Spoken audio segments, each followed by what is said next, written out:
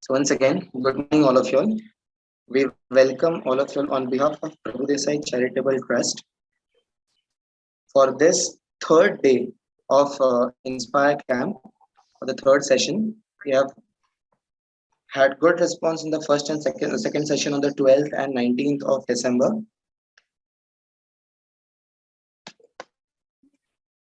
The speakers for today are Professor Chandrashil Bhagwat and Professor Bhas Bapat for physics.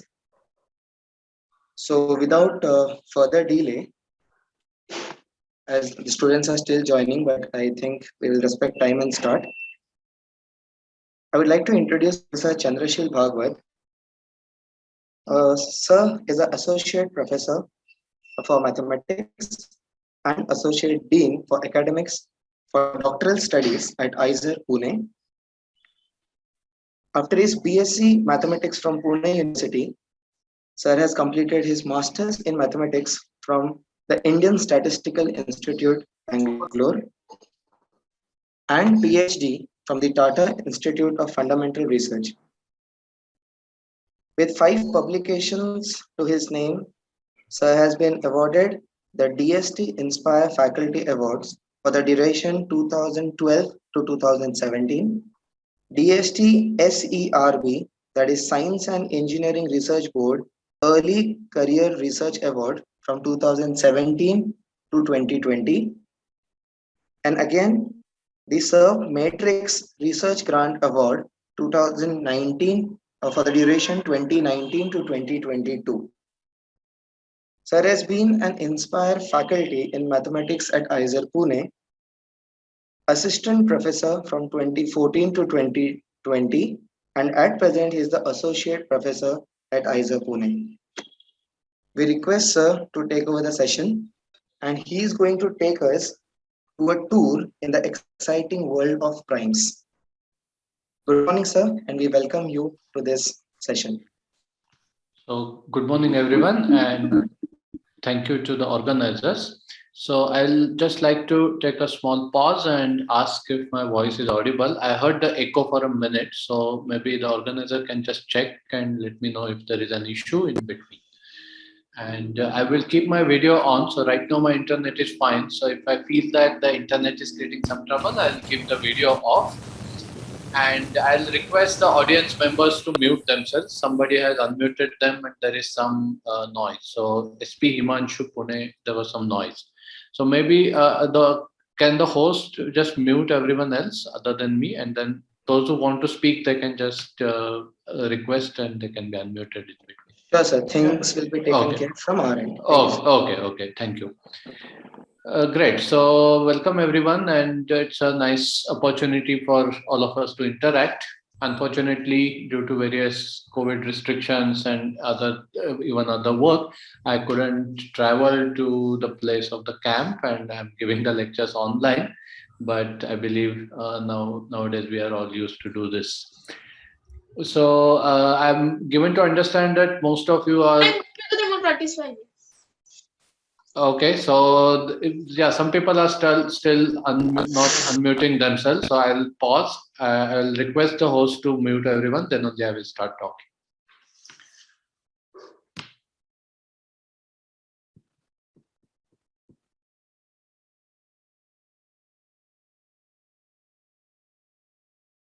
Let's go like this. So I'm going to show my slides. I'll share the screen in a minute. And what I'll like to do is that I will in between take some pause and ask you guys to unmute yourself and ask questions. So just give me a minute. I have to just connect my laptop to the charger so that it won't go off. Just give me a minute.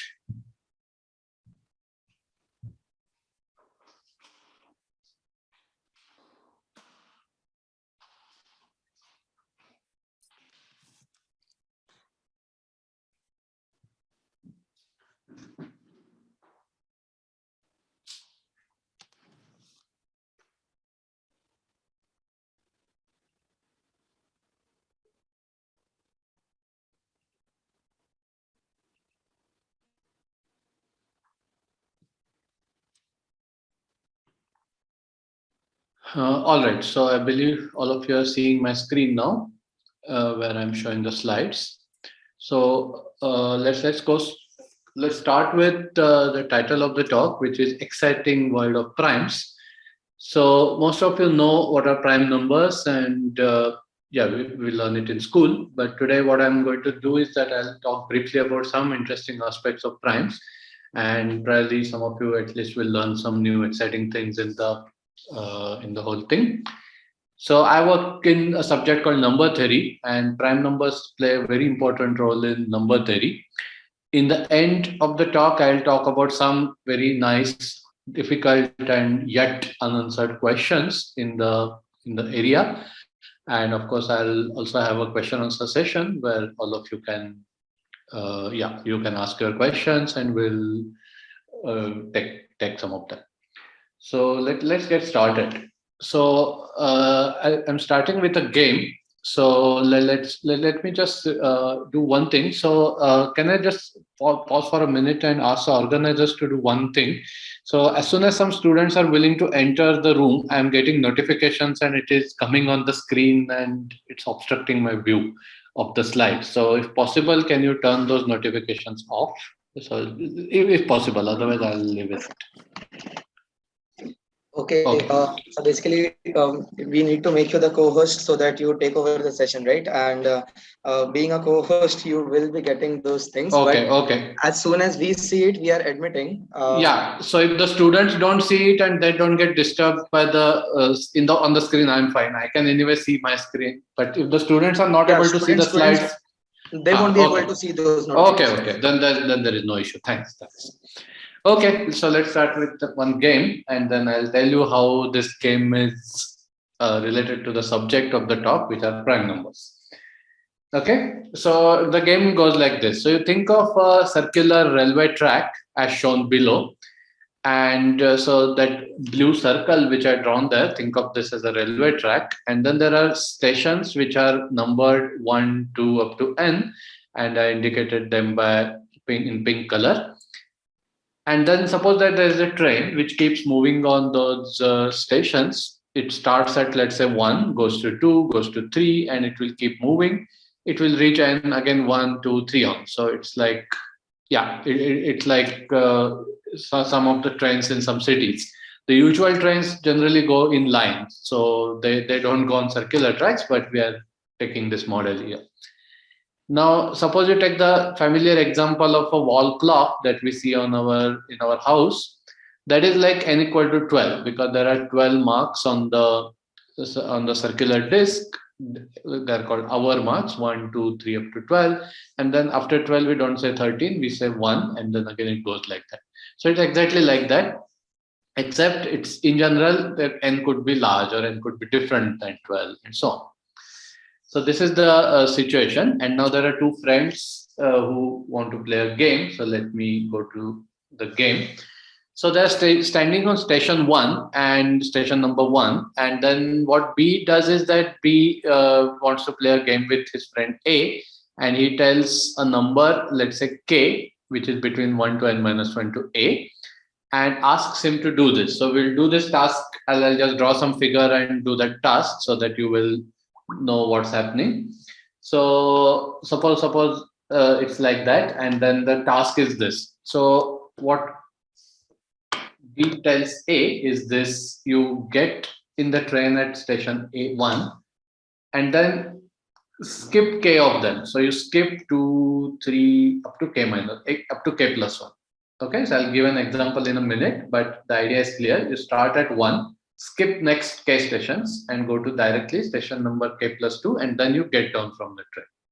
Again, train will come here again, and then A will get in the train at this station. Again, he will skip K many stations and get down at the K plus 1 station, which is 2K plus 3, and go on. So that's a game. Okay. So suppose they play this game. So let me give an example here so that the ideas will be clear. Suppose n is 12, like there are 12 stations like this, and then K is 4. That means every time A is supposed to skip 4 stations and get down at the 5th station. So suppose A starts at 1, then he skips 2, 3, 4, 5. So let me use a different ink so that things will be clear, maybe green. So A starts at 1, then he skips 2, 3, 4, 5. and then he gets on at 6. Next time the train again comes at 6, again he gets in the train, skips the next 4. So these 4 are skipped. And next time he gets down at 11. And he goes on. So I have given the example in detail here. So A will keep getting down and in the train at the stations 1, 6, 11, 4, 9, 2, like that. Okay, so think of this as a usual hourly clock, and what A is doing is that he's starting at 1, then after 5 hours or 5 stations he's getting down, then again he will get in at 11 and so on. So you observe that ultimately one by one he covers all the stations, okay, for n equal to 12 and k equal to 4. Now what is the catch? What is the interesting part of the game? The interesting part of the game is this, that if n is equal to 12 and k equal to 3, then if you draw the same figure, what you will see is that A will get in at 1, then he will skip 2, 3 and 4 and again get out at 5. Then he will get in and again skip 6, 7, 8 and again get in at 9. And then again he skips 10, 11, 12, again gets down at 1. So you see that it will keep on repeating. So he will get in and down at 1, then 5, then 9, again 1, 5, 9, and so on. So he won't get a chance to get down at any other station. Okay, so this is the interesting part of the game. So, and then I'm going to ask a question for you. So this is after all going to be an interactive session. So you also have to think together with me during the talk. And in between, if you have a question, please request to unmute yourself and you can stop me and ask a question if you have some doubt, etc. Then, so the question from my side is this. So what happens if n is 11? So I'll draw the figure. And then you have, let's say, you have 1, 2, up to 11. Okay, 3, etc. I'll not draw everything, but you know what I'm talking about. Suppose there are 11 stations. Now the question is, what happens for different values of k? Which stations does A visit and in what order? So it's basically the same game, except instead of 12 stations, now there are 11 stations. Let's say, suppose one of the stations has stopped working and now the train is not going to stop there. Then there are 11 stations. Now, so I'm giving some examples here, but all of you think about that simultaneously. So suppose k is 1. That means A is going to start at 1 and then keep on skipping a station. So he will start at 1. So I have not written that, but that is also there. Then he will, maybe I'll just add it. So he'll start at 1, then go to skip 2, get down at 3, get in 3, then skip 4, and so on. So after 11, what happens? There is no 12. So after 11, he skips 1 and then goes to 2, then skips 3 and goes to 4, and so on. So you can see that ultimately he will cover the stations in this order, and all the stations, including 1, are covered.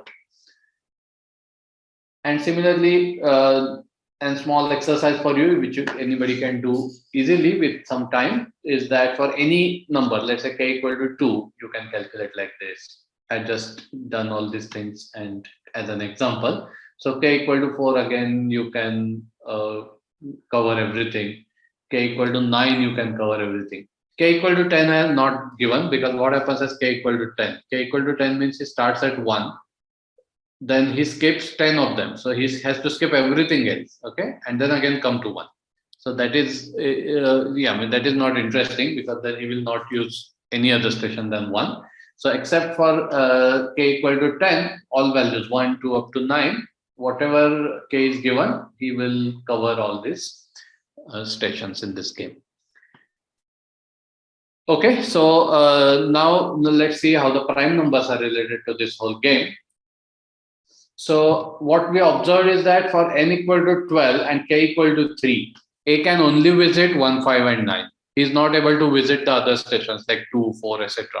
Because after 1, he has to skip 3, then he will go get down at 5, then 9, and then again 1. Okay. Whereas for 11, things work better. Whatever n you give, whatever k you give, except 10, 1, 2 up to 9, all those values, this works very good in the sense that A will be able to cover every station in the way. So that's great. So somehow n equal to 11 works then n equal to 12.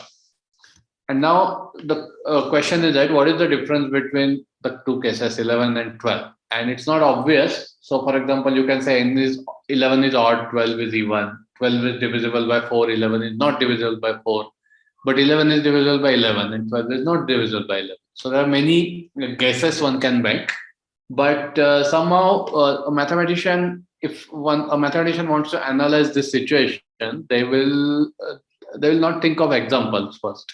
Okay, so they will they'll not think only about example, they will also think about the general thing. So they will see what exactly is the property of this n which is better than n equal to 12, in the sense that such a phenomenon doesn't occur for n equal to 11. And the answer is in terms of prime numbers.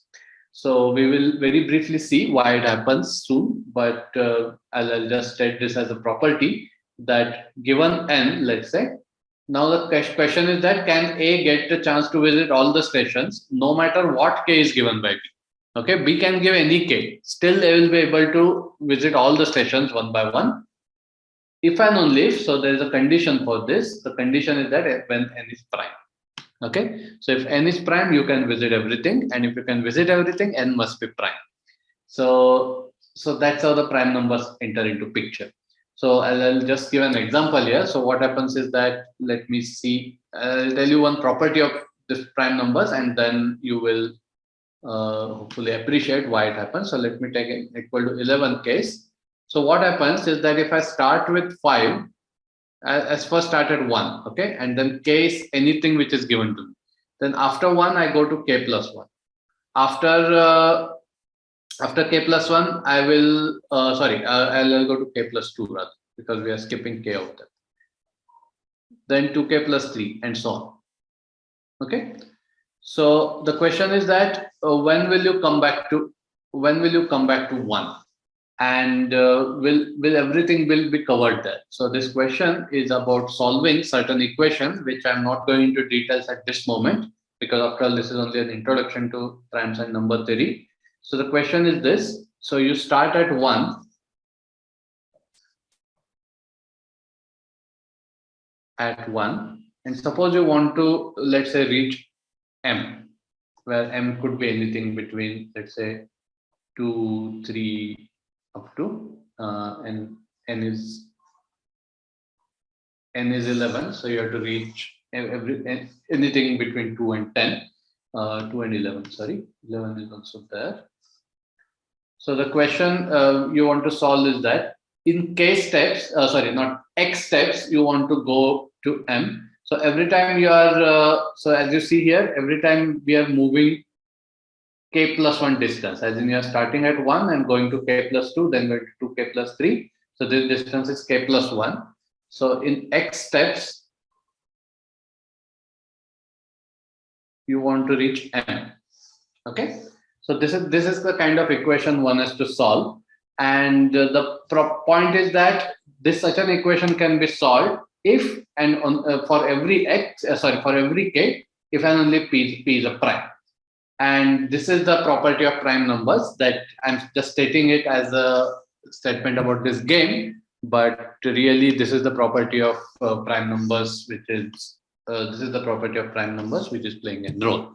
So in the language of higher, let's say, advanced mathematics, we say that the integers 1, 2 up to 11 will form something called a field. So yeah, I'm just throwing some words at you. You don't have to remember them or understand everything in one go. But the idea is that it's something called a field, which says that such an equation can be always solved. Okay. All right. So let's move ahead. Now, this fact which I mentioned here, which is as a statement about this game, it is like this, or which in equations, the equation which I wrote there. Now, this fact and some of its consequences are also used in cryptography. So what is cryptography? So most of you know this word, I presume. It's basically a mathematical theory, and how it is applied in, let's say, sharing information secretly and safely. So, for example, all of us joined this Zoom meeting, no? So the Zoom meeting had a link and a password. So that password was sent to all of us by email. Now, this meeting is not something very secret, so we are not going to, we are not going to worry if somebody else joins here. So we just sent it over email. But it's possible that those emails can be hacked, or somebody can listen to all these conversations and get some secret information. So to avoid that, one uses mathematics to come up with some strategy or theory to make the passwords protected and even any kind of information protected. So we are going to see some nice application of prime numbers in this today's talk. So let me go to some facts. So which facts? So some of the facts you already know from school, and I will tell you some more important facts. But this is not a talk where I'm going to teach you all the details. So we'll not look at any proofs or anything, but just think of them as some cool facts about primes. So the definition of prime is that you have a number which is bigger than or equal to 2, and it does not have any factor other than 1 and p. So 1 is always a factor of anything, and p is also going to be a factor of itself. So there is no other prime, no other factor other than these two. So that is the definition of what is a prime number, which everyone knows. And the other important fact, which is known as fundamental theorem of arithmetic, which says that every positive integer can be uniquely written as a product of prime numbers. So this also we learn in school, how to factorize a number into primes. So this is, and the uniqueness is important. Okay, so this plays a very important role in many of the mathematical areas. So let's just use these two facts and then see how the number is, how the prime numbers are used in cryptography. And probably need two more facts. So these are some facts which are, if you haven't seen this language before, it will take some time for you to absorb what's the importance of this. So at this level, at the school level, I'm not expecting you to master anything. Just think of them as some important results about prime numbers. So what is this saying? So I'll just explain this in a minute. So if you look at any G, so the condition on G is that P is not a factor of G and P is a prime number. So if you take G and you take, let's say, P minus 1 power of G. Yeah. So I'll give an example in a short while and you will see some of these things. So then what you do is that you subtract 1 from this and you divide this by P. So let me not use symbols. So let me write it here. So P divides this. What does this mean? This is an integer. If you divide by P, there is no remainder. It's completely divisible and you get an integer as the ratio. So this is the meaning of this fact. So this is a symbolically thing. G to the power P minus 1 is 1 mod P. Mod is like modulo, where that means you divide by P and look at remainder. So this is the meaning of this fact. Okay. And it is a theorem that given any prime P and any number G such that P is not a factor of G, you have this equation satisfied. This is called Fermat's congruence. So Fermat was a big mathematician in probably 16th century, 16th or 17th century, and this is a theorem attributed to his name. And another fact is that, so this is a technical fact, it's not so important at this moment, but I'll just mention it anyway. If you look at a prime P, then there exists some G such that 1 G, G square up to G power P minus 2 are distinct modulo P. So it's best to just think of an example. So if you think of one, so take G equal to 3 and P equal to 7, which is a prime. Then you look at 1, 3, 9, 27, 81, 243. So if you go on dividing them by 7, let's see what happens. So this gives remainder 1. This gives remainder 3. This gives remainder 2. What does 27 give as a remainder? When you divide by 7, you get 6 because 21 is a multiple of 7, and then there are 6, remainder will be 6. And here the remainder will be 4, and here the remainder will be 5, that you can quickly check. So what I mean is that if you take powers of 3, 1, 3, 9, 27, 81, and 243, all the remainders are distinct. So that's what I'm saying. So such a G exists. Okay, so this is another fact about prime numbers. So we are going to talk about one example very soon where the prime will be 23 and then g equal to 5 is going to satisfy same property. If you take all powers of 5, they're going to give distinct remainders modulo when you divide by 23. Okay, so enough with the theory. Now let's come to a nice application in cryptography. So cryptography, as I said, is about sharing information, the mathematical theory or algorithms to make sure that the information is secretly and privately and safely shared. So let's take a very simple example that there are two friends and they want to share a secret password for something, but they don't want to know, they don't want anyone to know about it. Okay, so this is not like they know a password. So that's a different thing. So look at what I written here. They want to create and share that password. So suppose, so it's like they want to create a lock and they want to create a key of that lock, but they don't want anyone else to find that key. And of course, so in fact, this theory goes by the name public key and private key. So the idea is that there has to be a private key ultimately to lock to use on one of the locks. But the problem is that Alice and Bob are not in same house. They're staying at some different places, and they cannot share one key in like physically. So they want to do it online, and they want to create the key online. They want to share the key online, but nobody else should know about it. Okay, so that's the simple looking task, but it is not simple. And the problem is this. The problem is that there is a risk that they have to communicate with each other, right? They have to talk to each other, they have to SMS each other or WhatsApp or email, whatever. All that information can be hacked by a smart hacker. So the hackers are always going to try to steal information, and let's assume that they're smart and there's a risk that they will come to know about whatever information they share with each other. Okay, so now the mathematical task is that given this risk, how will you make sure that they can do it safely? Is it possible to do it safely? So let's try to use one idea which goes by the name public key cryptography and see and how. So my aim of this talk is to show you how prime numbers are relevant in the sense that how they're useful, how they're interestingly going to come up in some of the interesting stuff. So this is one of the simple example of that. So what Alice and Bob do, they know a lot about prime numbers. So what they do is that they talk to each other and decide that p equal to 23 and g equal to 5 are the prime numbers that they want to use.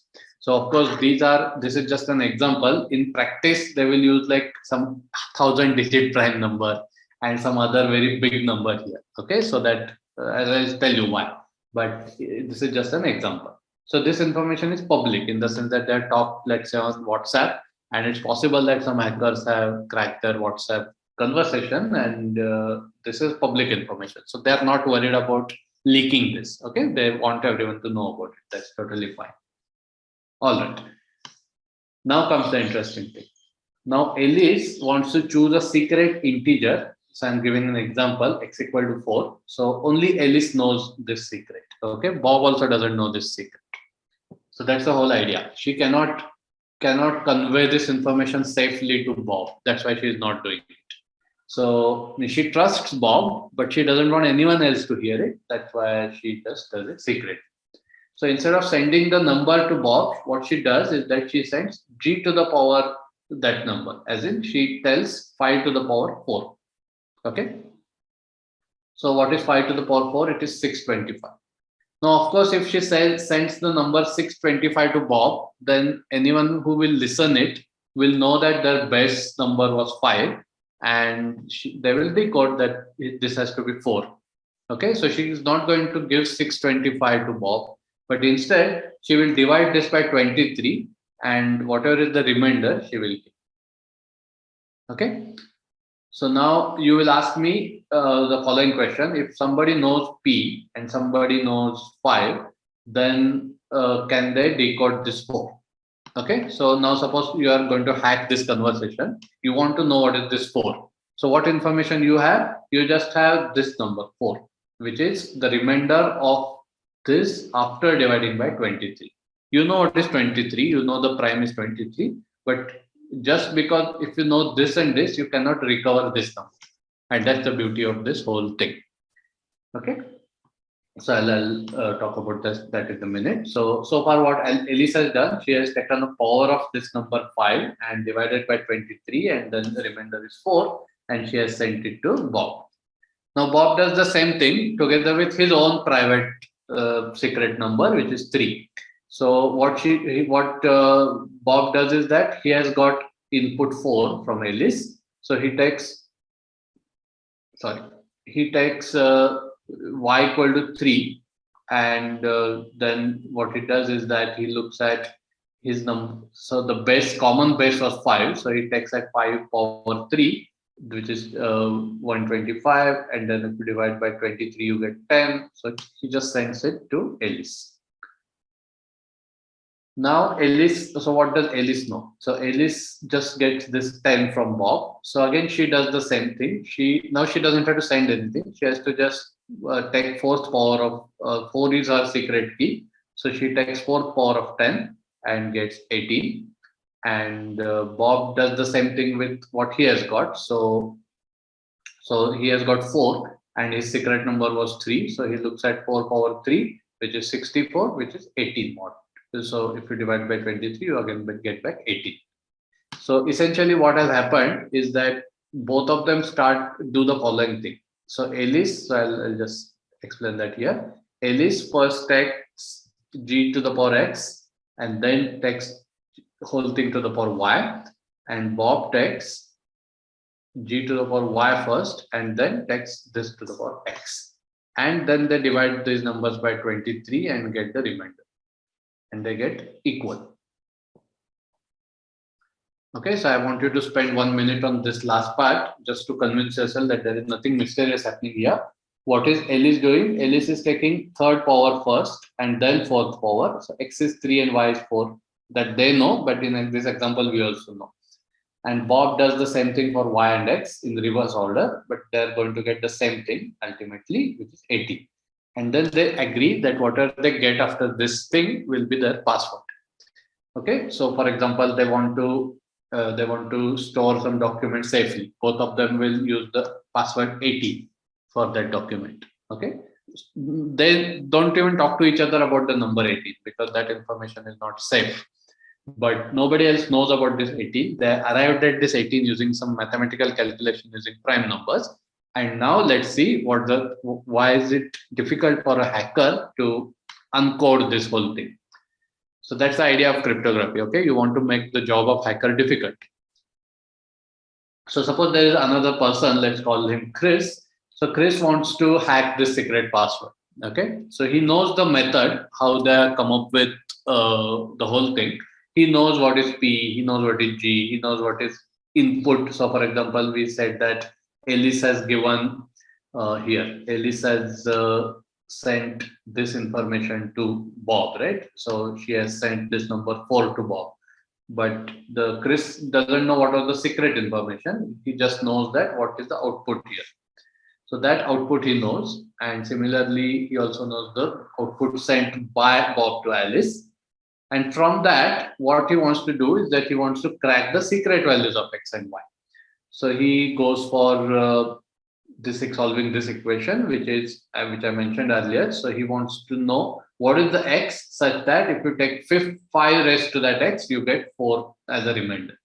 So this is the equation Bob has to solve. Sorry, Chris has to solve. And the other equation is 5 power y is 10 mod 22. So the bottom line is that we are creating 2 equations for the hackers to solve, and we are hoping that these are hard equations. Okay, so for example, suppose I don't tell you anything, what is x and what is y. Suppose I just give you this question: find the power of 5 such that after dividing by 23 you get 4. So how will you do it? You will just calculate 5 square, 5 cube, and so on, and see when do you get the remainder of 4. This is the task. Now imagine that this number is very large, let's say 1000-digit number, and this number is very large, let's say 100-digit number. Then you imagine how long it will take to find out the correct solution. Okay, and then the whole point is that we have chosen our 5 or whatever the analog of this and this, so that there is a solution and it is a unique solution, and hence it is difficult to find it. So that's the main idea of which I explained here. For large values of D and P, these equations will take long time to solve. And the other important factor is that suppose somehow by fluke he finds out the product of AB, not AB, I meant X and, let's correct it here, XY. So X and Y are the secret numbers. Suppose even Chris finds the product of XY.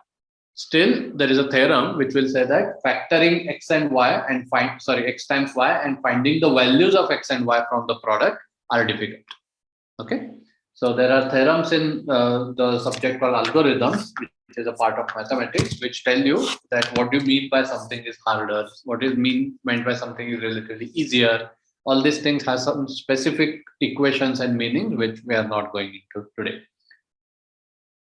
Okay, so now let me take a small pause, and there are some questions in chat which have come. So I'll just read some questions, and I'll also ask you to unmute yourself and ask me over the mic.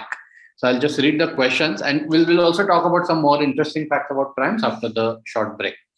So n equal to 11 is prime number, and it can take all station with any k. So that's the Prathamesh's reply probably, but not with n equal to 12. So that we explained that why it happens. So that happens because n is a prime and 11 is a prime and 12 is not a prime. Then Dhananjay asked me, can we do it with poly BS square? So I don't know what is that. So maybe after my talk and question answer session, Dhananjay can email me and let me know what is poly BS square. And then Rihan is asking me a doubt. So Rihan, you can unmute yourself and ask me the doubt. So the organizer, can you please allow him to unmute, or maybe I can do it? Yeah. Sure, sir. We are working on it. Okay. Yeah, no, he is unmuted. Yes, sir. Yeah, Sir, Rihan, go ahead. I had a doubt. Just now you said that if Chris finds XY, but it is harder to find X and Y. But we have two equations, so we can find it, no? Yeah, that's the whole point.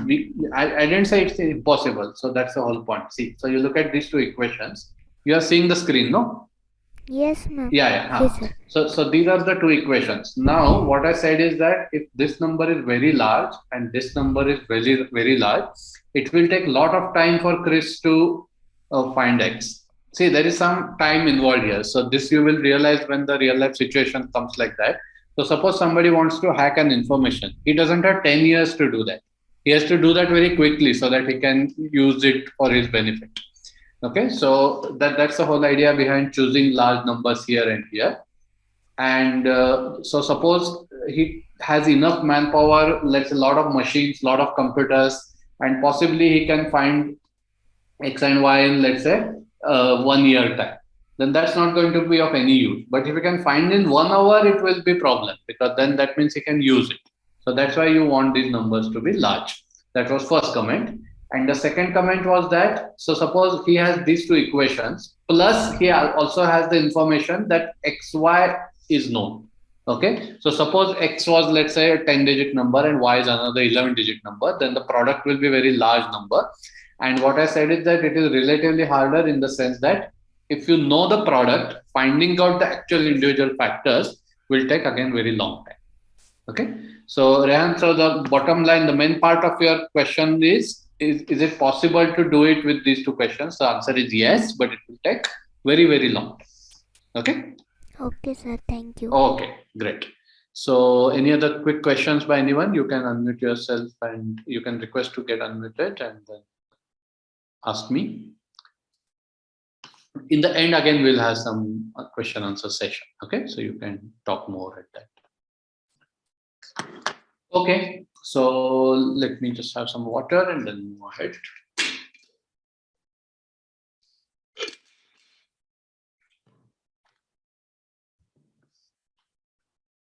Okay, so now comes the interesting part of that, another interesting part of the talk, where we'll talk about some questions about prime numbers, which some of you again might have heard about it, but there are some very interesting things which I'm hopeful that you don't know and you will come to know today. So the first question is that, are there infinitely many primes? Okay, so first let's understand what does infinitely many primes even mean. So for example, let me ask us even simpler question, which you will know how to answer. So are there infinitely many even numbers? Okay, so what does this mean? So suppose you want to understand this question. The meaning is this: suppose I give you a very large number. Okay, I'll not even call it. I'll not tell you what is that. Let's just call it X. Suppose you can, whatever X I give, suppose you can give me a number which is even and bigger than X. That means if this is possible for every X, that means there are infinitely many even numbers. Okay, and this is obvious because if I give you an even number, you just add 2 to it, you will get even a bigger number, which is even. If I give you an odd number, you add 1 to it, you will get a bigger even number. So whatever number I give you, you add 1 or 2 to it, and you will get an even number which is bigger. And you keep on doing that. You take something which is even bigger, something even bigger. So that's how you can show that there are infinitely many even numbers. Similarly, are there infinitely many numbers which end with 1? Okay, so that's another similar question. Sorry, what did I do? Guys, I'm sorry about the interruption. So there is some problem with my internet and not able to. Yeah. Okay. So the question is now: are there infinitely many primes? And so maybe to avoid some time delay, let me not go into the details. But I want to give one proof. The answer is yes to this question, and I want to give very briefly a proof of this fact, so that you will at least see one nice proof in such a mathematics talk.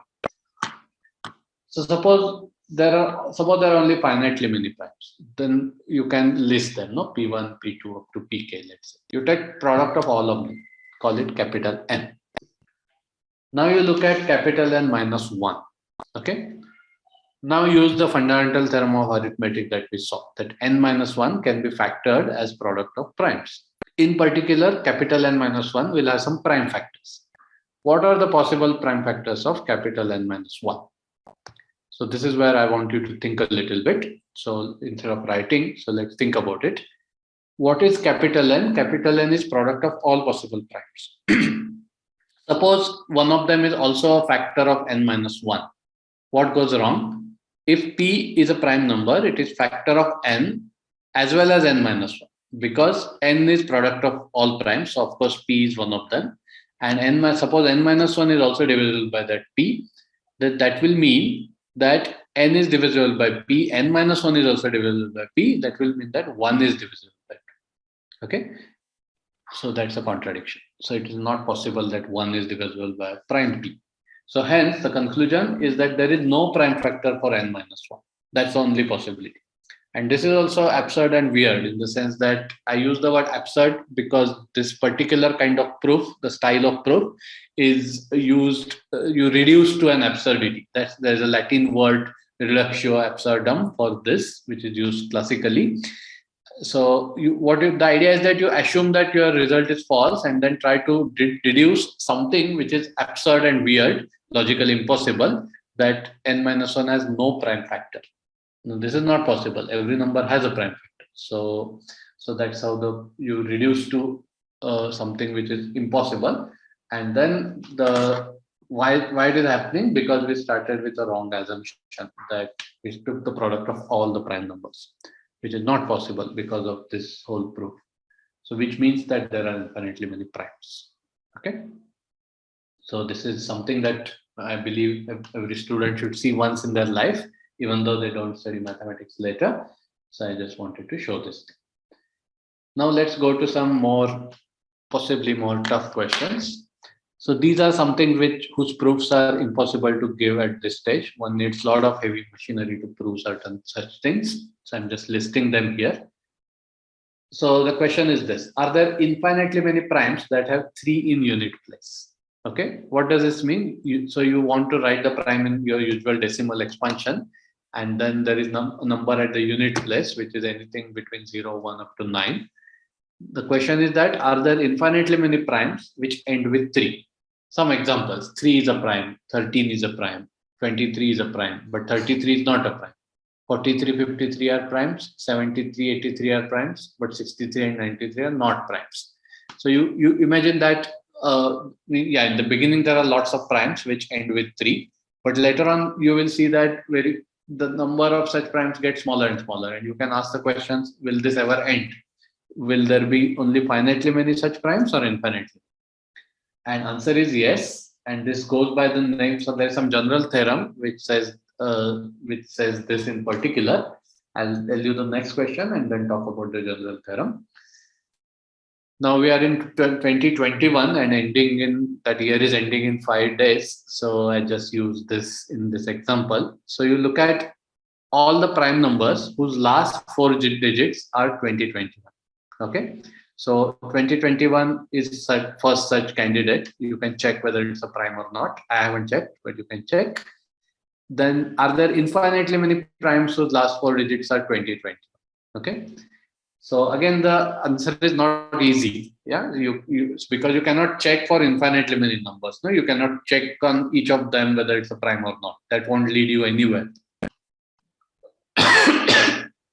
So that's why mathematicians have to think in terms of theorems, not only examples. So the answer is yes. And in general, there is a theorem which goes by the name Dirichlet's theorem for arithmetic progressions. It says that any arithmetic progression with some conditions is going to have infinitely many primes in it. Okay, so these are 2 questions which answer is known. And there is some very interesting unknown, a question whose answer is still unknown. That are there infinitely many twin primes? Okay.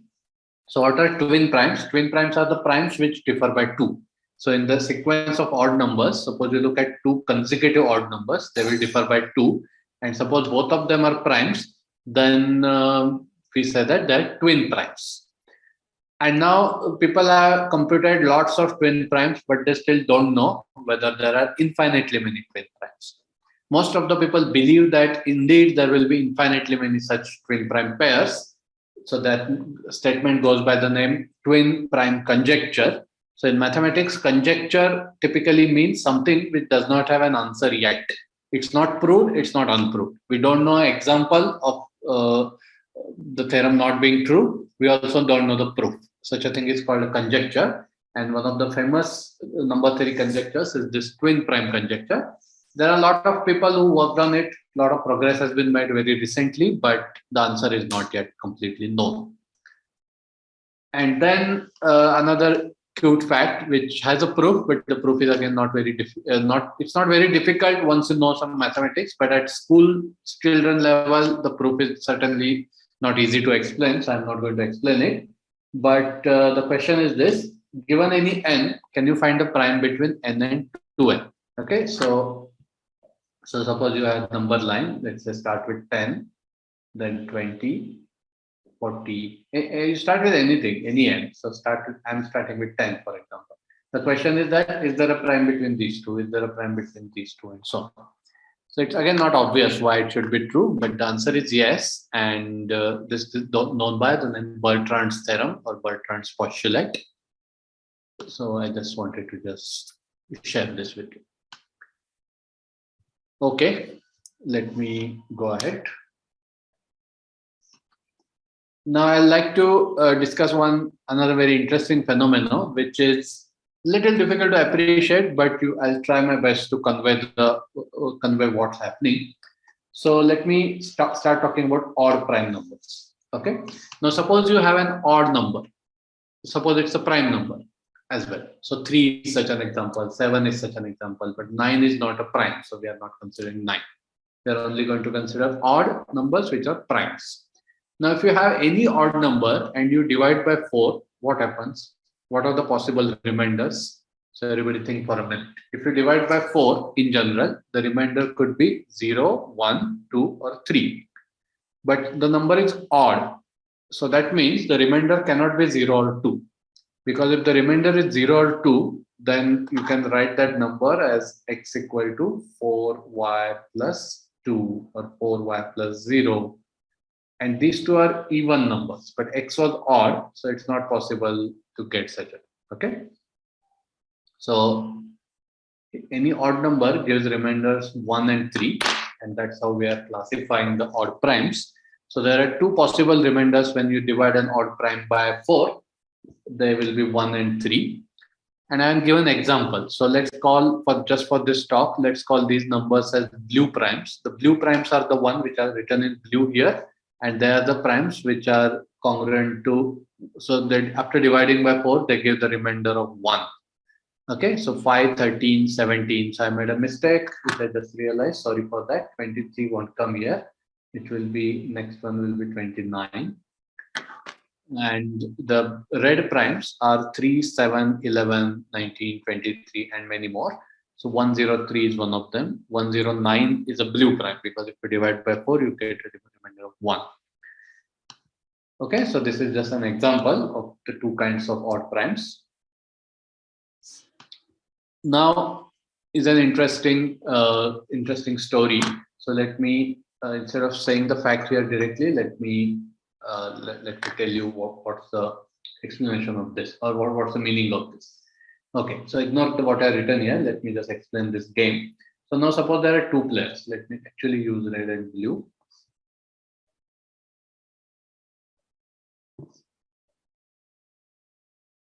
So the game goes like this. Let me just use it slightly differently so that I can get more space to write.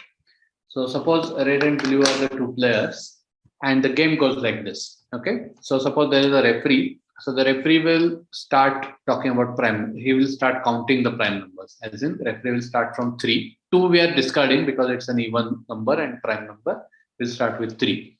So 3. So in my slides I said 3 is a blue prime. Okay, so suppose I am referee and I say 3, then the red player gets 1 point because he has got a prime which is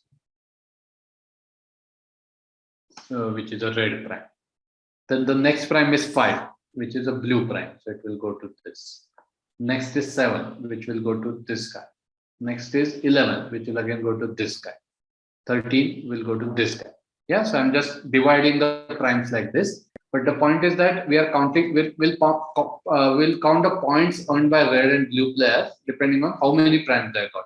So up to 11, red has got 3 points and blue has got 2 points. You can go like that. So for example, that's what I have given here, that you look at first n odd primes, and some of them will come to red, some of them will come to blue. And the theorem says that on an average, the proportion of, sorry, there's a typo here. On an average, red and blue primes have the same proportion. Okay, so roughly half of them will be red, half of them will be blue, but roughly. So it's not exactly. Here you can see that 3 of them are red and 2 are blue. So it's a little more.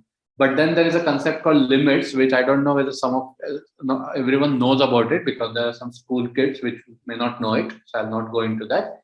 But you can just keep the idea in mind that on an average, the proportion is roughly same. Yeah, it can be made again precise using the notion of limit of a sequence and so on, which will not do. But now something funny happens. Okay, now you don't only count the numbers, but ask the question that who is leading. Okay, so let me give an example. So suppose you start with 3, then red has got that point, blue hasn't got yet anything. So let me in fact erase it. So at this point, so first prime, the red is leading. After second prime, it's a tie because the next prime is 5. After third prime, again red will lead. After fourth prime is again 11, again red will lead, and it will go like that. So what happens is that as you go for a long time, you will see how many times red was leading, how many times it was tie, and how many times blue is leading. Okay. Now I'm just going to give an analogy of coins to you. So suppose you start with a coin, which is like equally likely to give heads and equally likely to give tails. And if you keep on tossing that coin, so suppose players, again same players, red and blue are playing the game where you count. So you give 1 point to red if it's head, you give 1 point to the blue guy if it is tail, and you count how many times A will lead, how many times B, not A, blue will lead, how many times red will lead, and how many times it will be tie. Then there is a theorem in using some probability theory which tells that roughly half of the times it will be either tie or blue will lead, and roughly half of the times it will be tie or red will lead. Okay, so there is no bias. They will be treated as equal because head and tail are equally likely. But that's not something which happens in this prime game, and that is known by Chebyshev bias. So Chebyshev is the name of a Russian mathematician, very famous mathematician who has worked in number theory as well as statistics and probability theory. So the classical observation is that the second player will be leading most of the time. Second player is this in our so in my description here, blue was the first player. So this will be the first player and red will be second player. And the second player will lead most of the times. So just give me a minute. There's some noise at my background. I'll come back in a minute.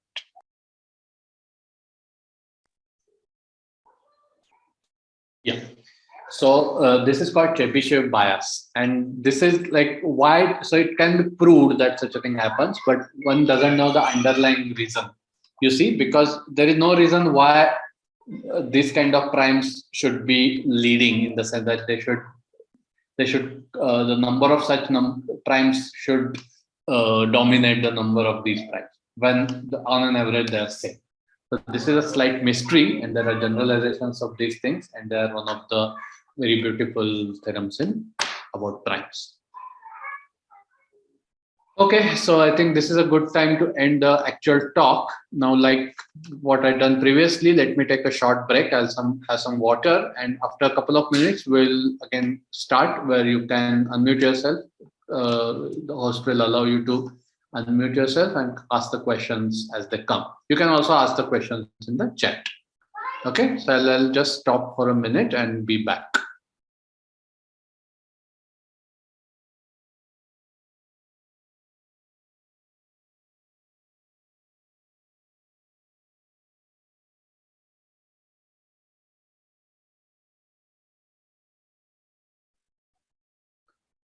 Okay, so I request the host to unmute everyone. They can or they can unmute themselves and ask the question.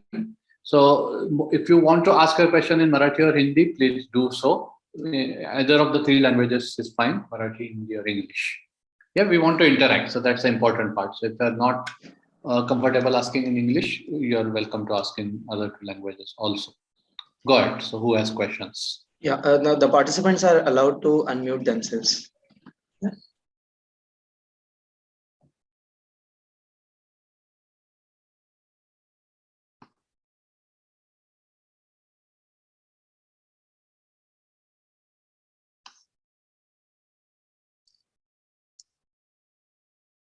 Students, if you are ready with your questions, you can type it on the chat box, or you can unmute and ask the questions as well.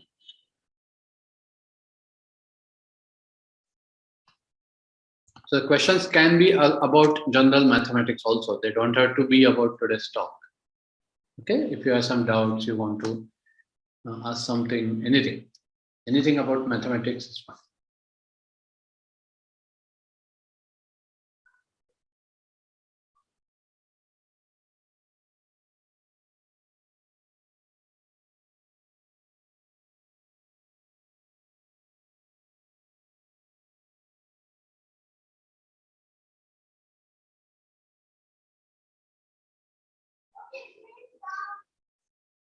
Okay, some question has come in the chat, so I'll just read it aloud and discuss it. So Samruddhi has asked very philosophical question: what would happen if there are no primes? Like there will be any difficulty? That's an excellent question, but at the level of integers which we are talking about. So as soon as there are integers, there will be prime. Okay, so that's why this question is hypothetical. But your question has a more let's say more deep meaning in the other number theory, where we study some models where you don't start with you don't start with integers. Okay, we start with something different. So I'll just give an example, which I hope I'll convey the message. So for example, I'll relate it to something which we learn in school. So you know that 1 is not a prime. Everyone has learned that. Okay. So that's more like a convention in the sense that we want to only talk about numbers other than 1, which are primes. Now, suppose you work with, instead of integers, you work with rational numbers. So I will try to use one of the slides to give the answer. I'll have to share it. Give me a minute.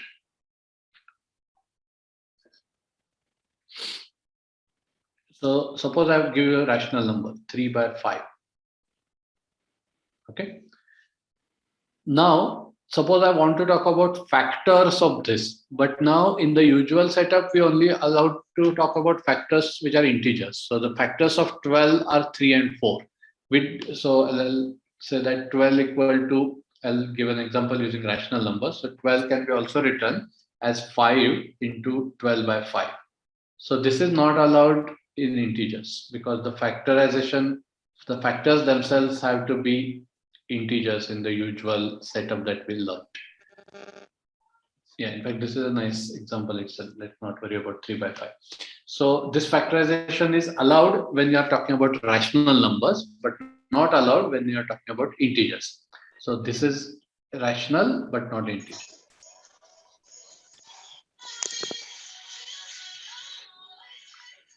Okay, if you're not asking the questions, please mute yourselves so that others won't get disturbed. So 12 can be written as 12 can be written as 5 into 12 by 5. Okay, some music is being played. Can I request you to get muted, please? Thank you. So you have such a factorization with using rational numbers which are not integers. Now the point is that in the rational numbers you can do such factorization always. So for example, any rational number a by b can be written as a by 1 into b into 1 by b.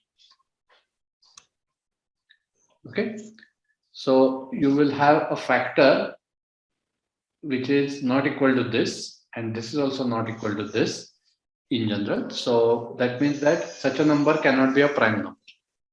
Okay, because it has factors other than that number and 1.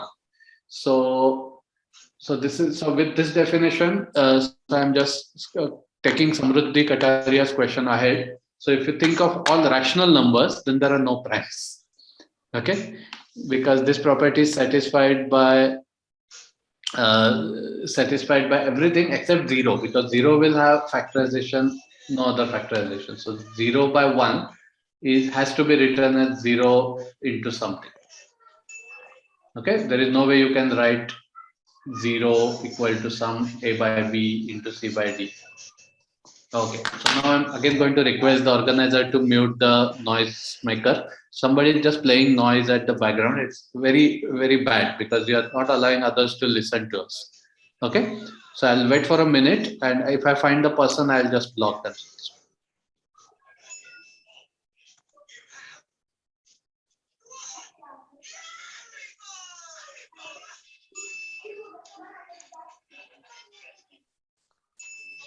Is the organizer around? Yes, sir. I was trying to find out but couldn't, so I did mute everyone. Okay, And, okay, yeah, fine. they are still allowed to unmute and ask Okay, sure. Yeah, that will be great. Yeah. Okay, so sorry for that trouble. Somebody is just creating noise and we had to mute everyone. That's sorry. Okay, let me go ahead with next question. So some people are asking me questions directly. Instead of that, next time I can request them to ask it in public, so that anyway I'm going to read them. Okay. So sir, is there a difference between axiom and theorem? That's a very good question. So axiom is something that we assume and don't have to prove it. So for example, I sometimes back said that if you start with integers, suppose you want to assume that integers exist, then of course there will be primes. So within that integer system. So that means the existence of integers was an axiom. Okay, the other word sometimes used for this thing is also hypothesis. So this is something that we are assuming. Okay, and the theorem is a combination of hypothesis or axiom plus the conclusion. So the theorem will typically say that if blah blah blah, then something else. If I'll give an example. If integers exist, then there are infinitely many primes. So that's what that's the theorem that I stated some time back. So that's the difference between axiom and theorem. Chandrahas is asking something. I don't understand what he's asking. So Chandrahas, you can either unmute yourself and ask, or you can type it better. Sir, I was saying that the background noise was coming from Shravani. Okay. Yeah, fine. Chandras, that is taken care of. Thank you for the vigilance. More questions?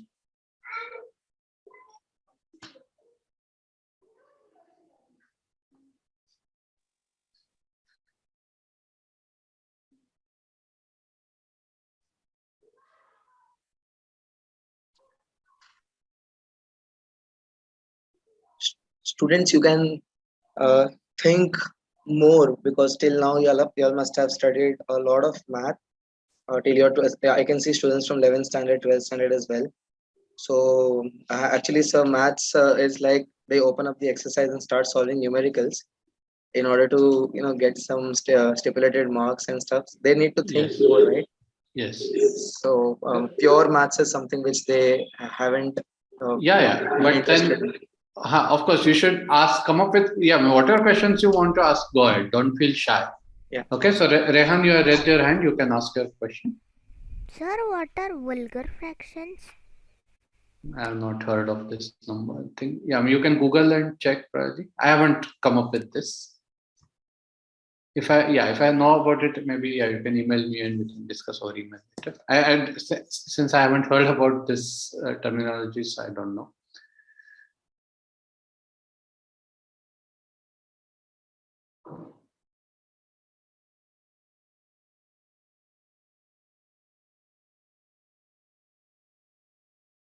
Since you guys are not asking question, let me say something more for a couple of minutes.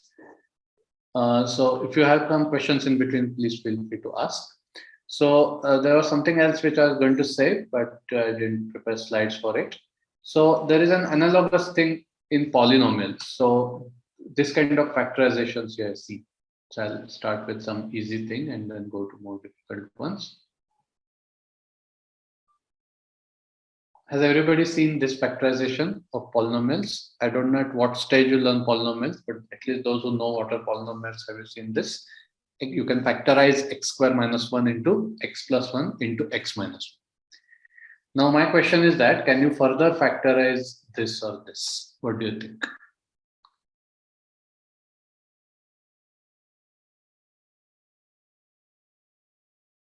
Or I'll say something little more difficult.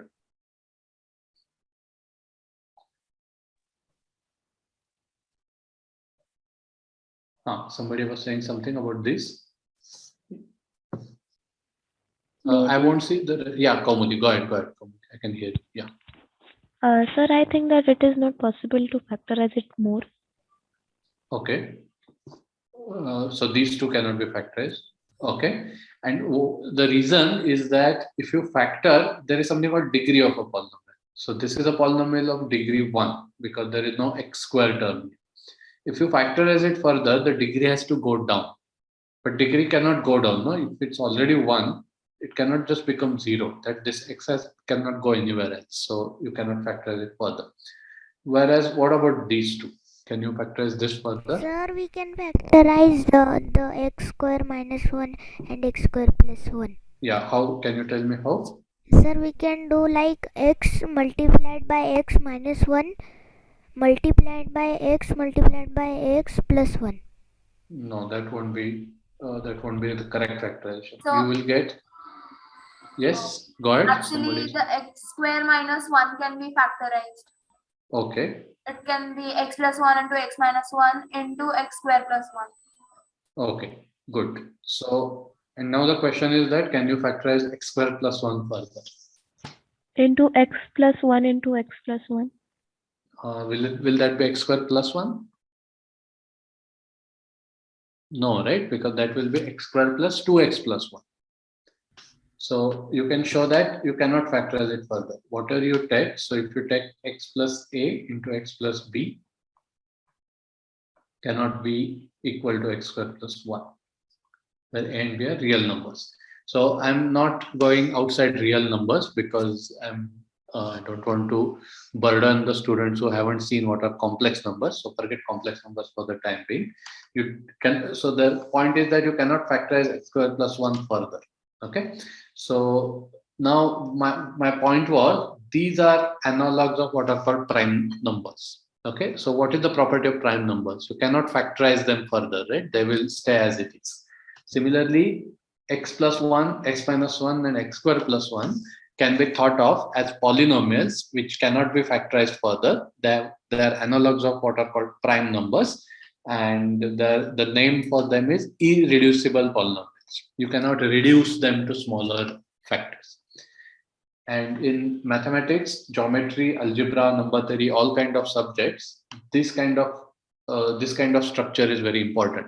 Namely, you want some things which you cannot factorize further. So the prime numbers is first such example which we learn in school. Then comes polynomials, and then comes more geometric examples.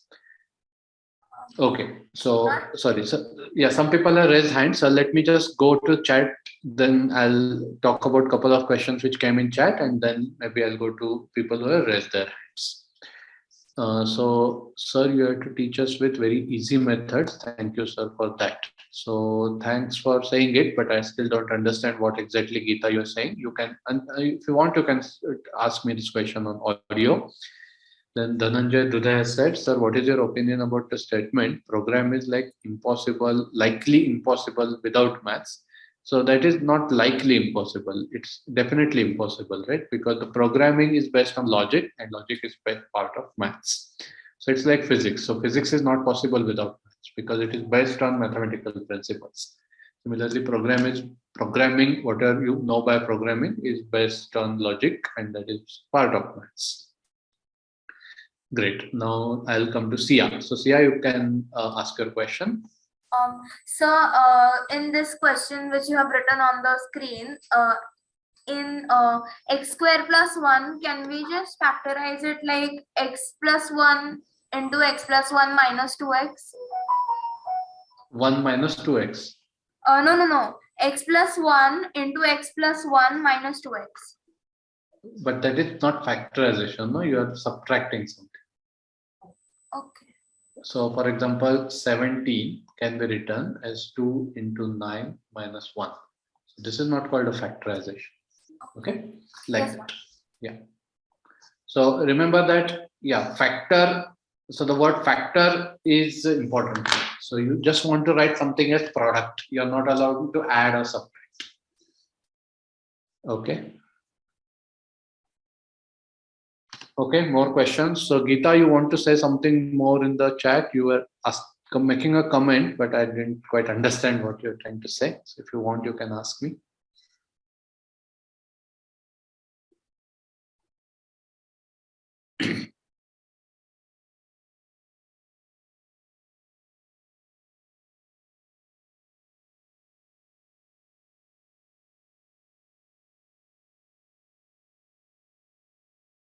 You just have to raise your hand, right? And then we'll unmute you, and then you can ask the question.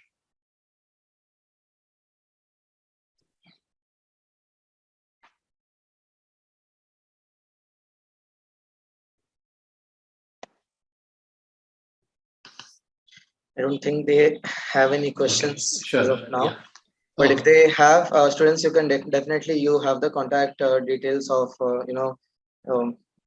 you have our contact details. You can post us the questions, and we'll see to it that we get back to sir and get them solved. Yeah, in fact, I can just share my email ID in the chat so that they can directly write to me.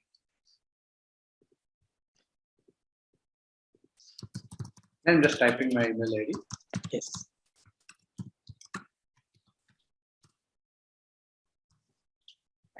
That would be a great help to the students. Yeah. Sure.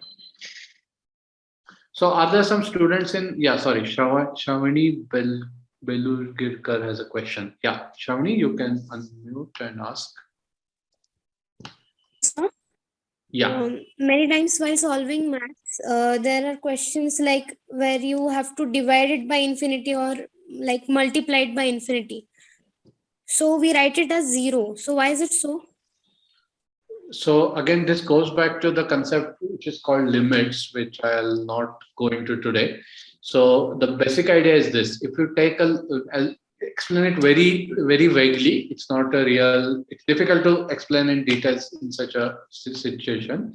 So if you, let's say, start with a number n, okay, and you look at 1 divided by that number. Suppose you take n equal to of the scale, let's say about 100. Then you will get something which is 0.01. If the number is not 100 but little more, then you will get something which is smaller than 0.01. So the idea is that if you keep on getting bigger and bigger number, let's say n equal to 100, 1000 and so on, then its reciprocals are going to become small, as small as you want. Okay, so they will be very close to 0. So because of this, what happens is that if you get a large and large number, the reciprocals get smaller and smaller. So this can be interpreted as, so I'll make a statement which can be made precise, but I'm not going to do, as n goes to infinity, 1 over n or 1 by n goes to 0. Yeah, this goes to has a specific meaning in terms of something called limits. And then, so that's how you interpret multiplying by infinity as same as dividing by 0. Yeah, it's not exactly, I'm not saying that infinity into 0 equal to 1. That's not true. There is something called limit or approximation, which is saying that if you multiplying by large number is same as dividing by a very small number. Okay, and the meaning of this is that you want to multiply something by infinity, whatever that means. That is like that is by dividing by 0. So that's the that's the kind of interpretation one can give. But you don't think of them as numbers. So for example, you divide a number by another number, and then that operation has a meaning. So that way, 1 divided by infinity equal to 0. It is meaningless. There is no meaning to this statement. Yeah, one can give a meaning using only limits. Okay, sir. Yeah, and there is one more question which has come. Sir, if we say that the number is infinite, then there must be a value. It's continuously going on. That's why we mark it as not defined, but can we round it up as in log table in physics? No, so you cannot round up infinity. That's the whole point. One can round up a finite number. So 1 lakh plus something point something that you can round up as approximately 1 lakh, for example. That is one crude rounding up. But that way you cannot round up anything which is not finite. Okay, you have to use limits. Log tables are again for finite quantities. They are not for infinite quantities. Okay, so I think we have covered most of the questions. Go ahead. One question on behalf of all students, like yes. I mean, when we teach them, one main problem is students don't like maths. The very basic thing. So, what is maths for you? I mean, just one punchline, which which you would like to tell them. Okay. Yeah, if you want one line, I'll say maths is everything, because every scientific fact is based on logic and mathematics. But that is in some sense, it's too short a statement. It doesn't convey the whole thing. But if you allow me to say more than one punchline in a couple of minutes, I'll just talk about this aspect. Yeah. See, it's not only for if some of the teachers are also listening to this talk, it's more relevant to them probably, but also to the students. See, the liking maths is like liking anything else. So it's not expected that everyone will like and enjoy everything. Yeah, because that is just too much. Because we are human beings, we have our preferences and liking, neutrality, disliking for anything. So that way, even a mathematician also cannot expect that they should take efforts that everyone likes mathematics. That is the first thing. On the other hand, there is a different kind of feeling, which is more like a phobia, which I hope that the students who are attending the talk today are already, in some sense, little more interested in mathematics than general. So they're attending it. But all of us have seen that people are little afraid of mathematics. and it mainly happens because sometimes the students don't do well in exams and in school, and they just get afraid of mathematics. It happens with many people. Yeah, even there is always hard mathematics, and even the good students who are good in mathematics also might get afraid without no reason with some things in mathematics. So that kind of fear is probably more serious issue, and as a teacher, one should, especially for primary schools where this fear can take over and take over a student, and at that stage, I guess it's best to address that fear. Once the fear develops at a later stage, maybe the students who are attending the talk today are in the, I think, 9th, 10th or 11th standard. So they will, if the fear is already there, it will be a little difficult to handle, but it's better to do it early. On the other hand, if you have fear, you should not avoid it. That's the general advice applicable to anything in life. You have to face it, then only you will possibly remove the fear.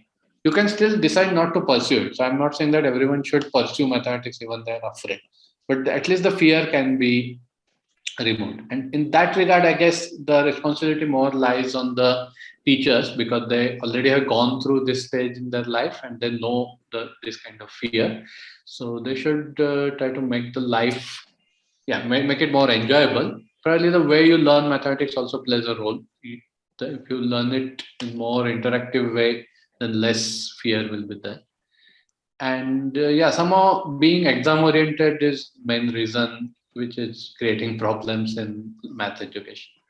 So it should be learned for the fun part. So it should not be for like I have to learn it, pass a certain entrance exam. So all of you now in very short time will be worrying about your career and what sort of entrance exams you are giving. So if you want to learn something just to give an entrance exam and score well there, then it probably won't achieve everything. But so I think that's my my way to look at learning mathematics at school level. That's perfect, sir, because as you said, the last thing was more important. Everything is being exam oriented. Like for example, when they use log table, it's only to solve complicated numericals in physics and chemistry. But in our interaction, if we happen to ask them, okay, tell us different types of logarithm at your level. So Brixian and Aperian, there are two types of logarithm written in the textbooks, but they skip those pages and go directly to the exercise. इस pattern का समय आता है ऐसे solve करो करके. Great. So I think students, you all must have got a different insight about what prime numbers are in today's discussion, which for you all till now was just an identification जो किसी से divide नहीं होता है ना, or it must be coming in just one table and all. But today sir has given you a totally different picture. I hope that this was really useful for you all, right? We express our sincere gratitude to you, sir, for this interactive session. I am sure students will get back to you on the email as well. And I also, invite you for the other Inspire camps also, which we'll be conducting in the forthcoming years. Sure. I hope you. I hope that next year these camps will happen in person and more easily with the travel. In more safer way. Even this year we were planning, but then we need to follow some guidelines. Correct. But this time was precious, sir. Thank you so much for this time. Right. So with this session, students will take a small break now, and on the other side we have Professor Bapat for physics today. So we'll have a break for 10 minutes, and we'll be starting with the physics session. Once again, Professor Bhagwat. Have a nice day, and we'll be in touch for the further camps. Yes. Yes. Okay. So thank you all. I'm leaving the meeting. All the best.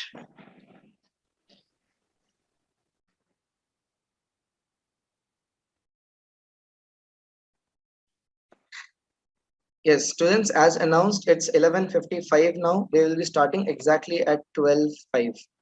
Right? Professor Bapat is already with us, and we'll be starting in 10 minutes. Okay, so take a short break. Thank you.